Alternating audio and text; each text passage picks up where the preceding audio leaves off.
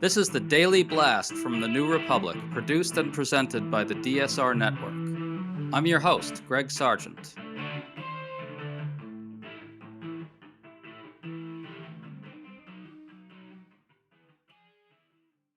After a heavily armed man tried to breach security at the White House Correspondents' Dinner, apparently to kill Donald Trump or others in his orbit, Trump and Republicans immediately started blaming Democratic rhetoric about Trump for the incident.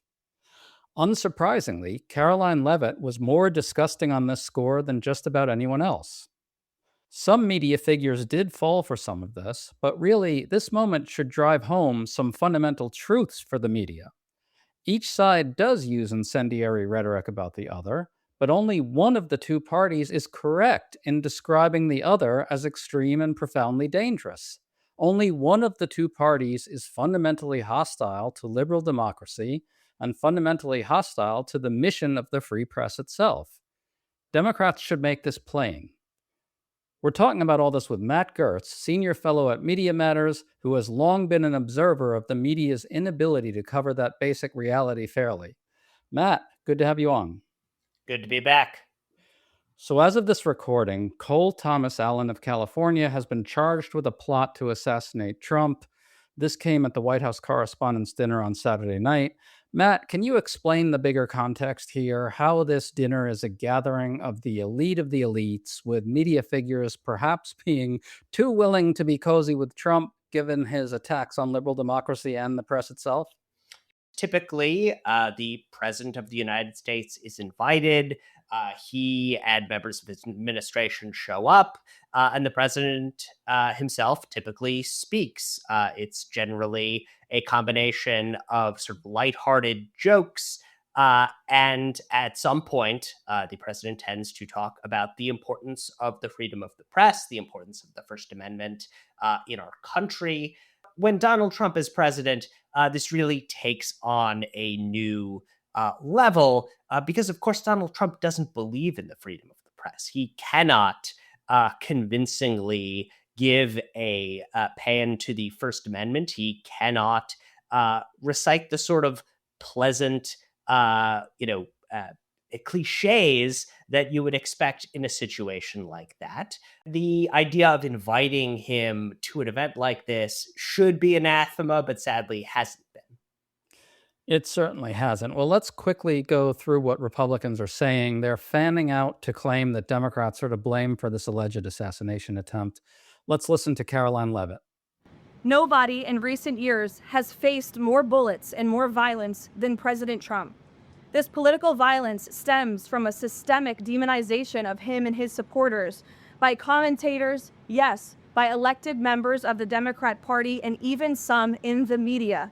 This hateful and constant and violent rhetoric directed at President Trump day after day after day for 11 years has helped to legitimize this violence and bring us to this dark moment. Note that Leavitt appeals for calm and then immediately throws it all away by insisting that the primary cause of political violence in this country comes only from Democrats. Matt, you want to respond to that? Yeah, I mean, this is the sort of cynical, pathetic, cry bully nonsense that I think we've come to expect from people like Leavitt. But, if the White House is really concerned that the rhetoric has gotten out of control, then, they could do something about how the President of the United States has referred to Democrats as traitors 7 times in 1 week. It was last week. This is the sort of rhetoric that we've come to expect from the President of the United States. The idea here appears to be that the president can say whatever he wants, and that all of his critics can say whatever he wants as well. I think there's another imbalance that we should home in on for a second. And the media is uncomfortable with saying this, I believe. It's this: Trump and Republicans just don't condemn political violence when it comes from their side with anything close to the vehemence that Democrats do when it comes from their side.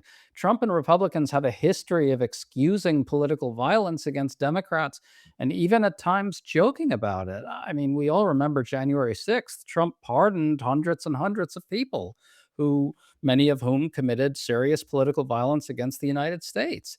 Matt, can you just talk about that history of Trump and Republicans essentially kind of hand waving away political violence when it's directed at Democrats and liberals? Yeah, I mean, I can give a couple of quick examples. You'll recall back in October of 2022, a deranged person broke into the home of Nancy Pelosi, then the Speaker of the House. She wasn't there, but her husband was, and the man beat him brutally. He was hospitalized in critical condition, and the response from Republicans, conservatives was twofold. You had on the one hand, people claiming that this was some sort of gay tryst that went badly for Paul Pelosi, a really deranged conspiracy theory on that level that was kind of ported across Fox News and other outlets. And then you had people just sort of joking about the whole thing. Donald Trump on the stump repeatedly would make jokes about Paul Pelosi's brutal beating. Um, then again, you had the tragic situation where two Minnesota legislators were shot, one killed alongside her husband. And again, the response there from the right wing media, from senators, was to joke about the whole thing and suggest that this was all some sort of conspiracy overseen by Democratic Governor Walz. So the thing that Republicans tend to do when there is political violence committed against Democrats isn't to call for the temperature to be turned down. It's to pretend it's not happening or suggest that if it has happened, it's really funny. And that I think is the sort of the split that we see in situations like that, because Democratic office holders respond to political violence that targets the right by criticizing it, by saying that it's not acceptable, by pointing out that it is poison, the sort of thing that will spread and continue to spread. But again, this is just a case where there isn't symmetry, and the press, unfortunately, sometimes is unable to point that out. To stay up to date on all the news that you need to know, there's no better place than right here on the DSR network. And there's no better way to enjoy the DSR network than by becoming a member. Members enjoy an ad-free listening experience, access to our Discord community, exclusive content, early episode access, and more. Use code DSR26 for a 25% off discount on sign up at thedsrnetwork.com. That's code DSR26 at thedsrnetwork.com/buy. Thank you and enjoy the show.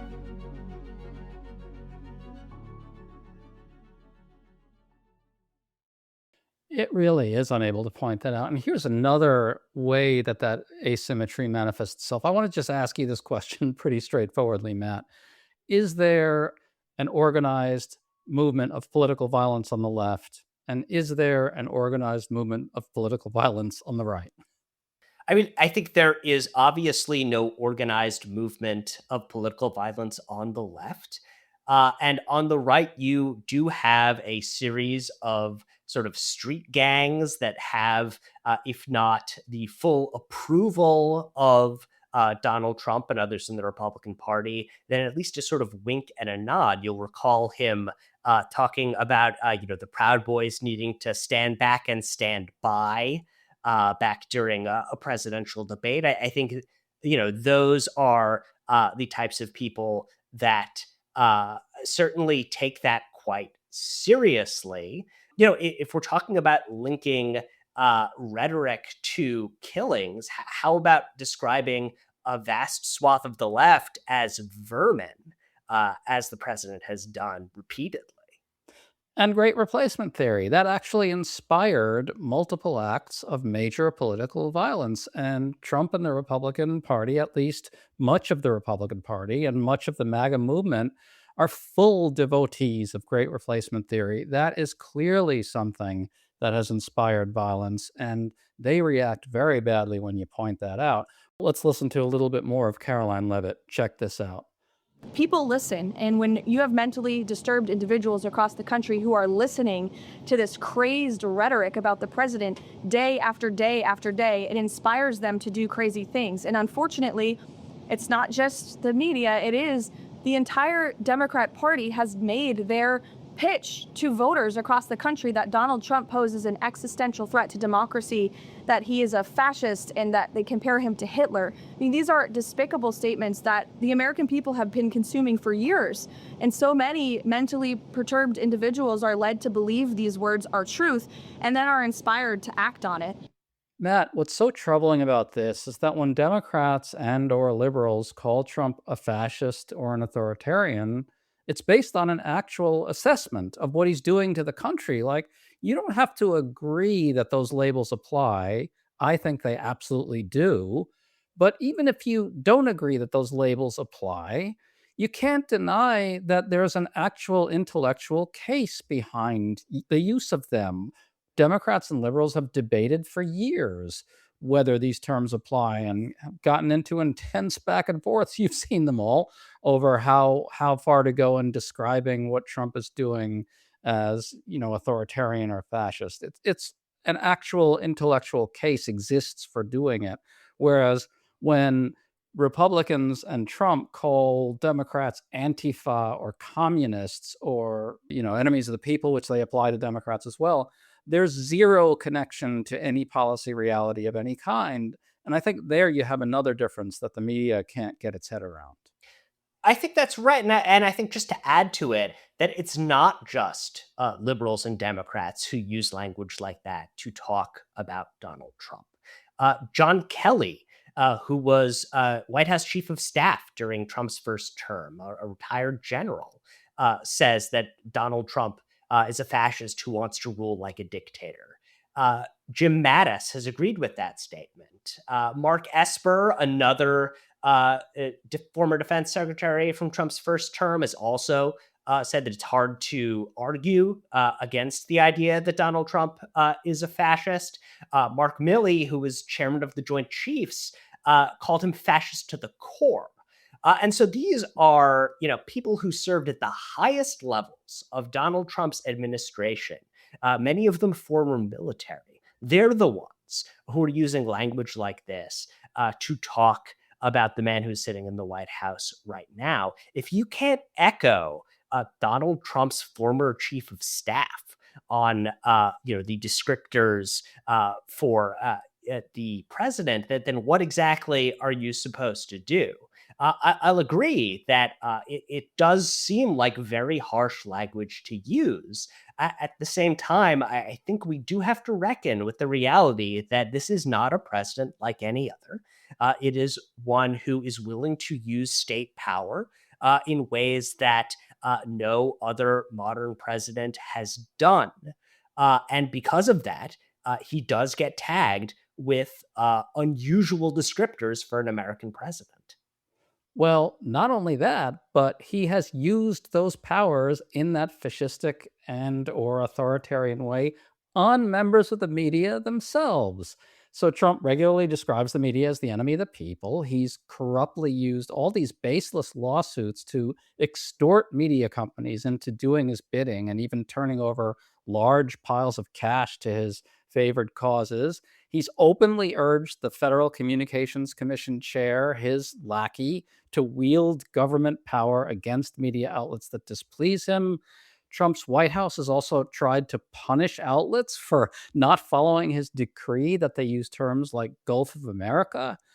Defense Secretary Pete Hegseth tried to strong-arm news organizations into signing away their independence. He's opened the Pentagon's press room to rank MAGA propagandists. So it's not just that the media is failing to recognize that one party is fundamentally fascist or authoritarian and the other isn't. It's that they won't even point this out when they themselves are the targets of it, Matt. Boy, Greg, when you put it that way, it really sounds like he's not the best person to invite to your celebration for the First Amendment. I think that is my main takeaway. Yeah, I mean, absolutely. Look, the Trump war on the press has been one of the major through lines of his political rise, of his terms in office. He was sort of clumsy about some of these efforts during his first term, but approached the second with a real dedicated plan to try to use the levers of state power to cudgel the press into line. Again, this is a case where he thinks that he can say what he wants, and everyone else should also say what he wants. He does not appreciate criticism of any type and is willing to use the power of the state to try to force media outlets to only put on the type of hagiographic coverage that he gets from Fox News. So, Matt, there's another dark element to this that I think we should address as well, which is that when Donald Trump and Republicans call Democrats things like Antifa or communists, and when they attack Democrats for using harsh rhetoric about the president, they're not just making a rhetorical case, they're laying the groundwork for more use of state power against Democrats and liberals. Right now, as we speak, Stephen Miller and others inside the administration are really scouring the bureaucracy and scouring the law for whatever they can come up with to prosecute liberal groups. And the justification for this, the stated justification, is that Democrats and liberals are, in some sense, allied with a movement that favors political violence towards Trump and Republicans. So it's not just an innocent, if wrong-headed, argument that they're making. It's actually a pretext for more authoritarian and fascist behavior. Can you get into that a bit? Yeah, I mean, I think the repression is already underway. I mean, as we speak, Joe DeGeneva, who is a crackpot Republican lawyer, one who's often appearing in right-wing media to run with various conspiracy theories, he's been appointed by the Justice Department to oversee what they're calling a grand conspiracy case down in Florida, which the idea here is that all of the federal law enforcement actions that have targeted Donald Trump in recent years, the Russia probe, the Mar-a-Lago raid, the January 6th investigations, they're all part of the same, a dark conspiratorial effort to get Trump and stop him from getting elected. That Barack Obama was behind the whole thing. It's totally bonkers. It's crackpot stuff. But the full power of the Justice Department is now behind attempting to make a federal case out of what basically looks like 10 years of Sean Hannity monologues stuck in a blender. It's the sort of thing that would be very funny, except for how dangerous it really is. And of course, the sort of waste of resources that sort of thing entails.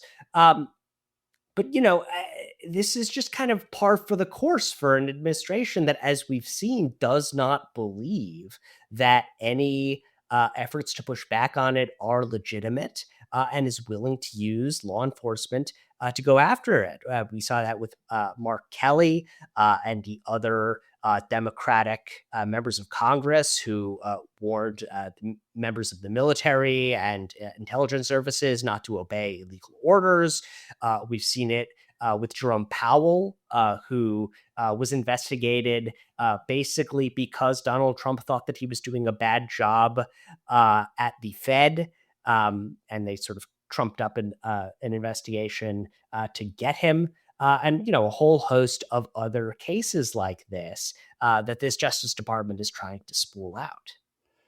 Well, just to wrap this up, then, there's sort of a split screen thing going on here because, in many ways, the press has actually risen to the occasion magnificently with some of the reporting on Donald Trump and his fascist designs and machinations and policies and all the rest of it. There's been terrific reporting. And while you can point to occasional examples of the press caving in the face of Trump's pressure, I think the bigger story is that they aren't getting cowed by Trump's pressure. And so that's good. But on the other hand, you still can't get the press to level with the American people about what we're talking about here, which is that one party does not function as an actor in a liberal democracy, and the other fundamentally does. So, where do we go from here, Matt? I think my big worry around a lot of this is that, as you say, what's really been essential over the course of this administration is how journalists have been able to dig up information that the administration doesn't want out there and publish it. And yes, I think the narratives that get woven by the sort of political journalism elite often do not fully take that information into account, but the information still gets out, right? What I worry about with things like the CBS takeover by David Ellison, the possibility that CNN will come under his thumb again, this billionaire who's a major Trump supporter, is that you'll see a bit of a tone shift from the kind of on-air chattering class stuff. But the real loss will be that investigative reporting will stop happening. That many of those journalists who are doing the good work will lose their jobs, and that there will be more and more stories that just aren't told about this administration as time goes forward. And I think that if Democrats want to stop that, they'll have to think very hard about what levers they might have to try to protect the press from coming under Donald Trump's domination.